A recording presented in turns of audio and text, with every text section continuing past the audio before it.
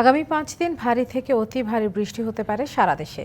এছাড়া জুলাই মাস জুড়ে স্বাভাবিকের চেয়ে বেশি বৃষ্টির পূর্বাভাস দিয়েছে আবহাওয়া অধিদপ্তর। এতে সামনে খারাপ হতে পারে বন্যা পরিস্থিতি। নদ নদীর পানি বাড়তে থাকায় উত্তরাঞ্চলে দেখা দিয়েছে স্বল্প মেয়াদী বন্যার শঙ্কা। টানা ভারী বৃষ্টিতে আছে পাহাড় ধসের শঙ্কাও।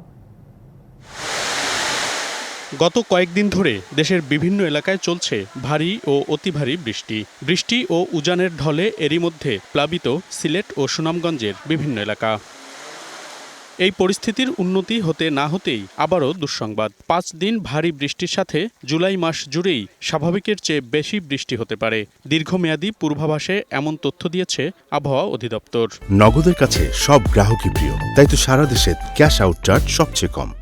লং রেঞ্জ একটা ফোরকাস্ট করেছে জুলাই মাসে কেমন বৃষ্টিপাত থাকতে পারে। ওইখানে কিন্তু আমরা বলেছি স্বাভাবিক যে বৃষ্টি হয় তার চাইতে কিন্তু বৃষ্টির পরিমাণ বেশি থাকার সম্ভাবনা আছে। সিলেটে বৃষ্টিপাতের পরিমাণ একটু বৃদ্ধি পাচ্ছে। 4 বা 5 তারিখ পর্যন্ত অব্যাহত থাকার সম্ভাবনা আছে। বৃষ্টি ও উজানের ঢলে সিলেট ও সুনামগঞ্জের পর পানি বাড়ছে উত্তরের বিভিন্ন নদ নদীরও।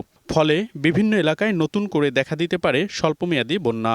সিলেট, সুনামগঞ্জ এবং নেত্রকোনা জেলার নদী সময়ের পানি সমতল সামগ্রিকভাবে বৃদ্ধি পেতে পারে এবং নিম্নাঞ্চলে বন্যা পরিস্থিতি কিছুটা অবনতি হওয়ার সম্ভাবনা রয়েছে। ব্রহ্মপুত্র যমুনা নদীর পানি বর্তমানে বৃদ্ধি পাচ্ছে এবং এটি আগামী 5 থেকে 6 দিন পর্যন্ত অব্যাহতভাবে বৃদ্ধি পেতে পারে এবং বিপদসীমা অতিক্রম করার ঝুঁকি রয়েছে। তিস্তা, ধরলা, দুধকুমার অববাহিকার কতিপয় পয়েন্টে পানি স্বল্প মেয়াদে বিপদসীমা অতিক্রম করতে পারে।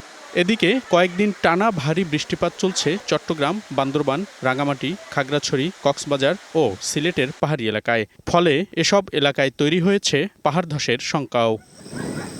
মনিরুল সোহাগ, ডিবিসি নিউজ, ঢাকা।